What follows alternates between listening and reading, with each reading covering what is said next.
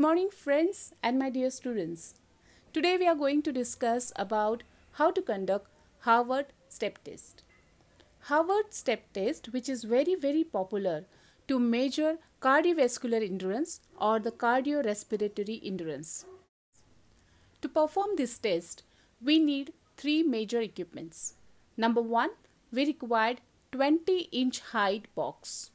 So it may be a box, it may be a bench, or it may be a stool, whichever is more convenient, or simply you can find a stair which is constructed with a height of 20 inch. Then we need a metronome which will have 120 beats per minute speed, and we require a stopwatch to read the total duration of exercise along with the interval of 1 minute rest, and further the calculation of the pulses.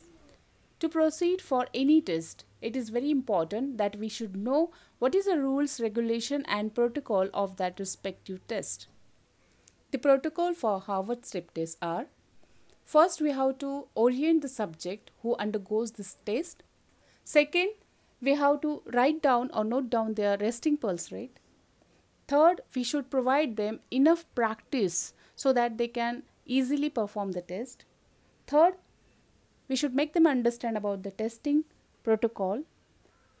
The fifth one is post-exercise reading of pulses, and the last is calculation according to the formula of fitness index, and provide them a status of their fitness index. In orientation part, we have to provide the information about the test, about the equipments. We have to show them physically those equipments and how they functions, like metronome, box and the stopwatch. Further, we have to provide the demonstration, explanation and the instruction to be followed by the subject.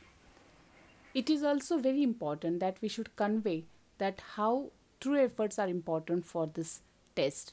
So we should motivate the subject to put their true and maximum efforts to get the right status of their cardiovascular endurance or the cardiorespiratory fitness status.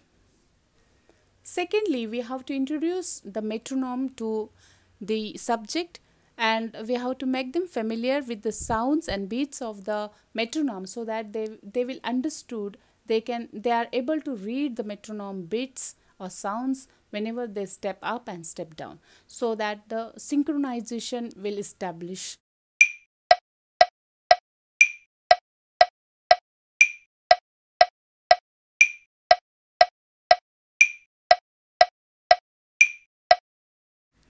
Third is a demonstration and explanation part. Visualization is very important to make student understand or subject understand how things proceed. So here you can see there are 4 steps. In the step 1, we call up. In the step 2, again we call up. And when we are coming down from the bench, it is down. We have to give all details about this kind of movement pattern to the subject. And once they understood, we can proceed for the actual test administration. There are 2 considerations in administration. Number 1, the test total duration or maximum duration is 5 minutes or 300 seconds. Whereas we never insist any individual or any subject to complete 5 minutes exercise. We start a test administration by recording the resting pulse rate of the subject, and then after we ask subject to warm their body, because we can prevent any sudden injury or any pull or overstretch of the muscles or ligaments. After the subject warm up, we will on our metronome so that he can hear the sound of metronome, and meanwhile we will ask him to start with command go, and simultaneously we will start the stopwatch.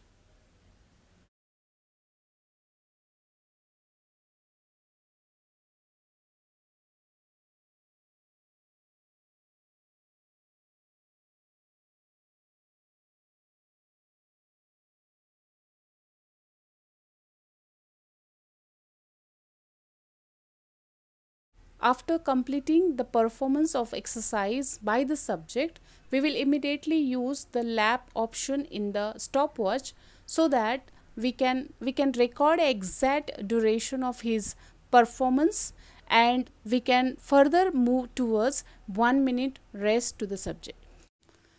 We should ask subject to sit on the bench, feel calm, and meanwhile we should try to locate his pulse, because most of the time the pulse location is one of the problem. To avoid the last moment trouble, it is always advisable that you should locate the pulse well in advance so that your reading will be accurate. As soon as your 1 minute rest is over, use lap button again and start recording 30 seconds pulse. This is the first slot of pulse we are going to record, and after that we are going to use 30 seconds rest as an interval between the two reading of the pulses. So here the first phase of pulse recording is going on. It will be till 30 seconds.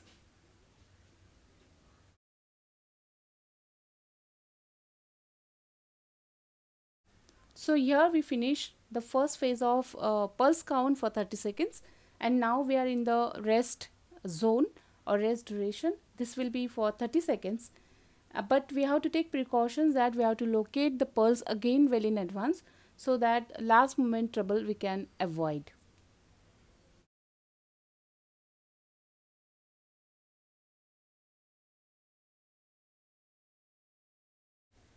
Now the second phase of pulse reading is started, and this will again for next 30 seconds.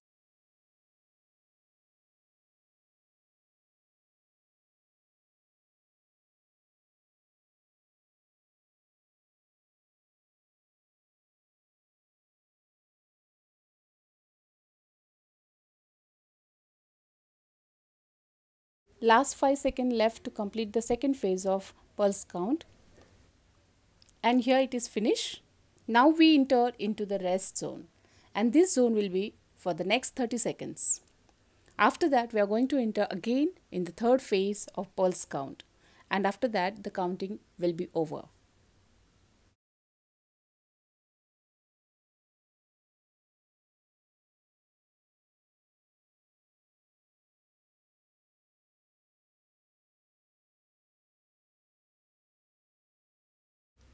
Now we are in the third phase of pulse count. After this we are going to sum up the total duration in seconds and total pulse count, and then further we will calculate it according to the formula of fitness index.